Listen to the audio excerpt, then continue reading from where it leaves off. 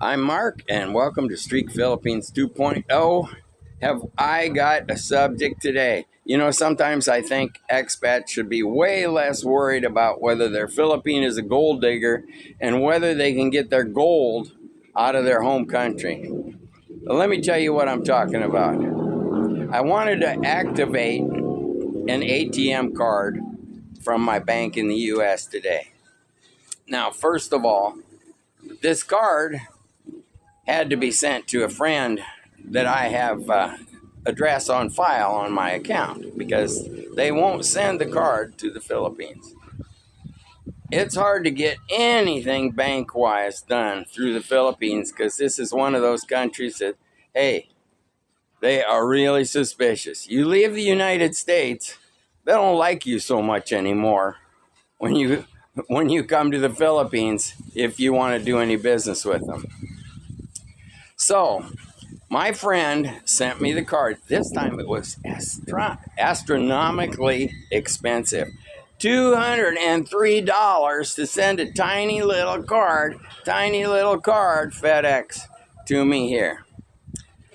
So, it got here. I'm all enthused about that. I don't care. $200, every few years or whatever. Actually, it was just since last year because, hey, I was so happy that they updated their system, right? And had to send me another card so I get to pay again a couple hundred more bucks to get the card. Yeah, right. But I did get the card. So I go online, and usually where it says, oh, you need to activate your ATM card. And it's just a little button. You pop the button, they say, activated, success. So what happens when I pop the button today? It says, oops. Now, I don't know what oops means, but it says unavailable.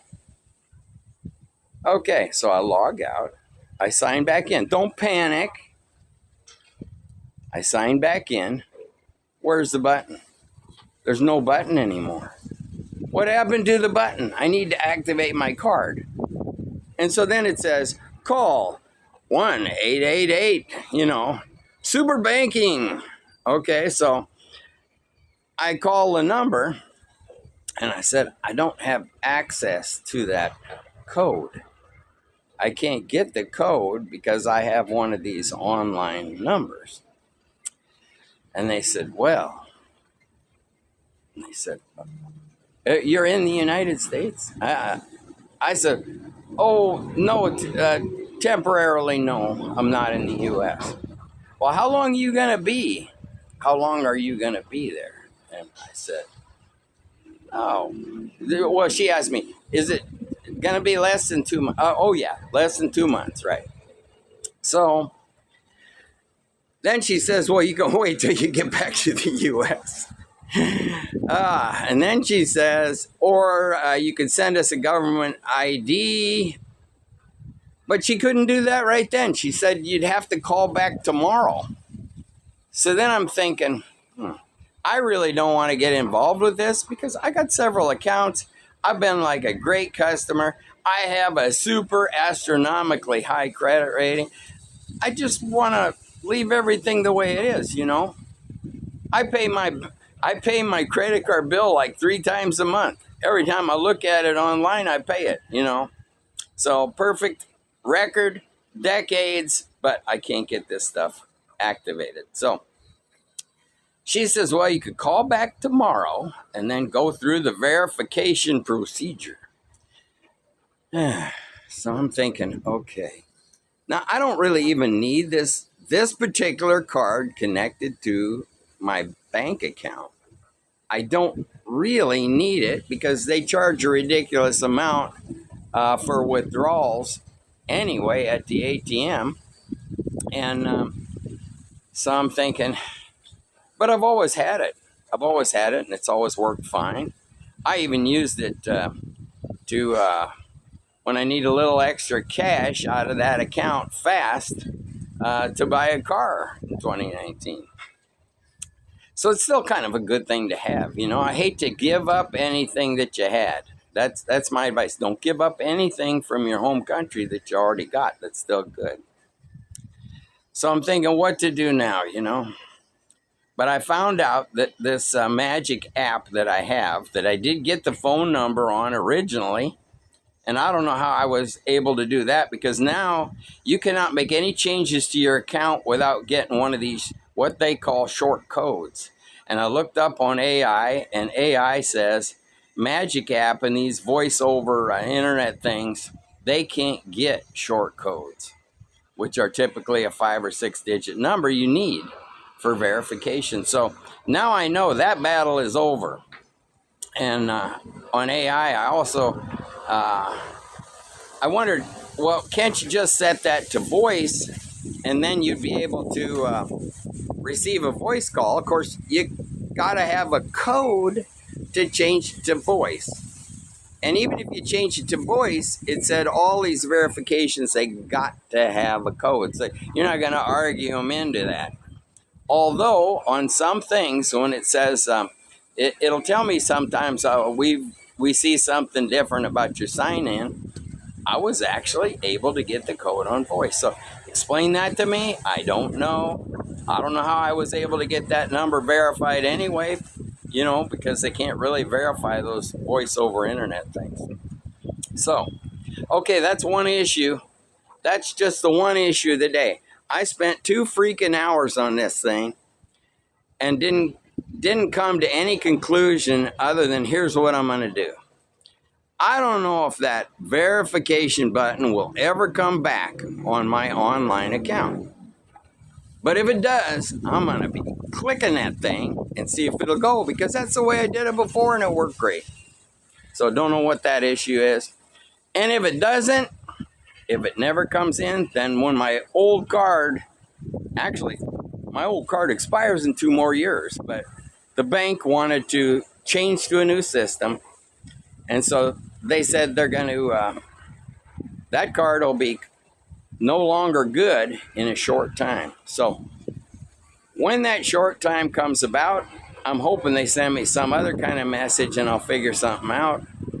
But if I don't, and if I don't want to go through some extreme verification process, which sometimes is impossible, you know, I tried to do this My ID thing for Social Security too. Holy shits, is that a nightmare?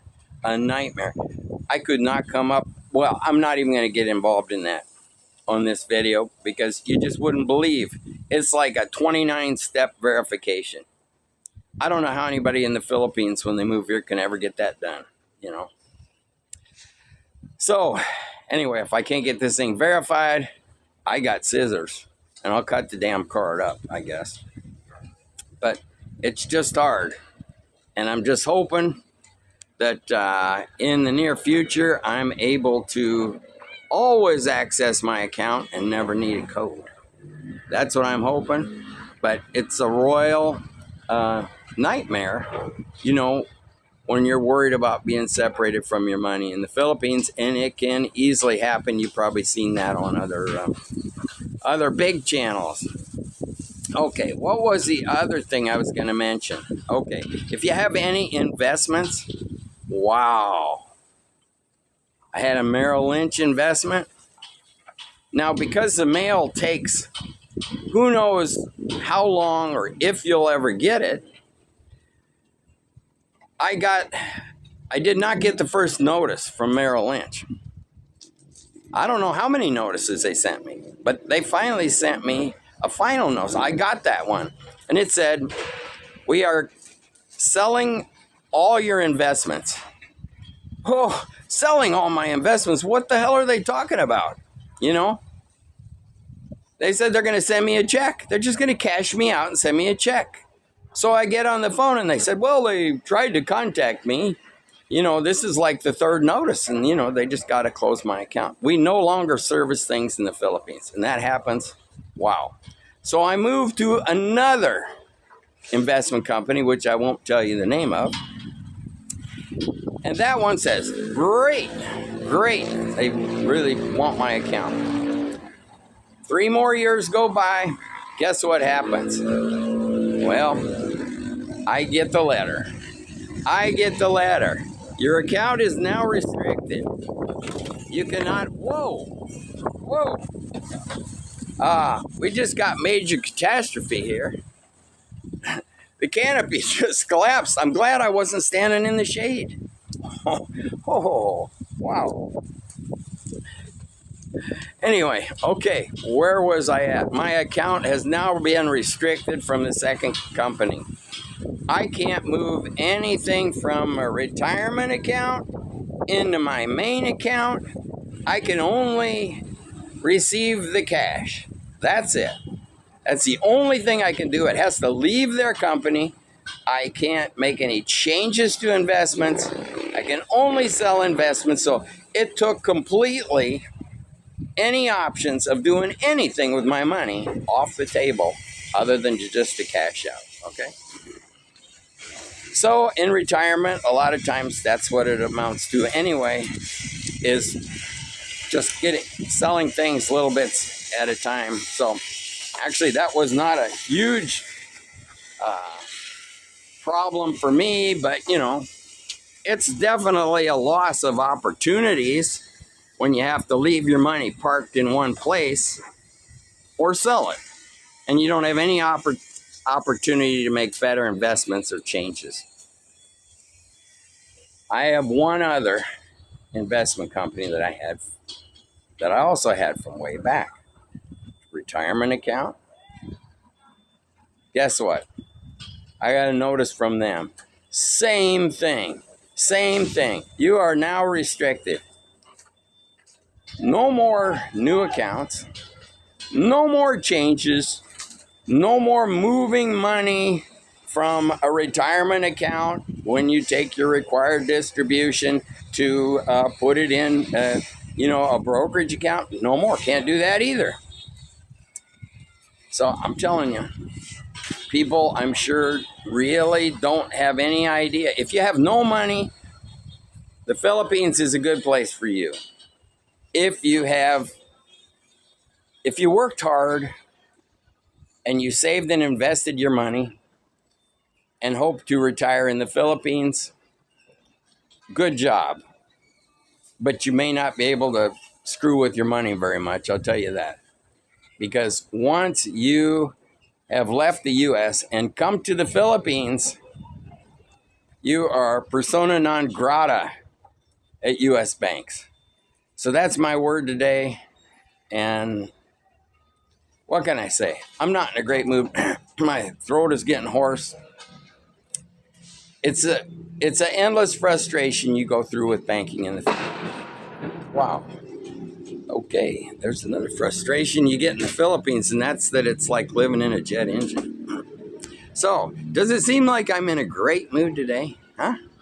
Well, I might try to get in a better mood, but I just want to make you aware these are really real life issues that you go through when you move to the Philippines.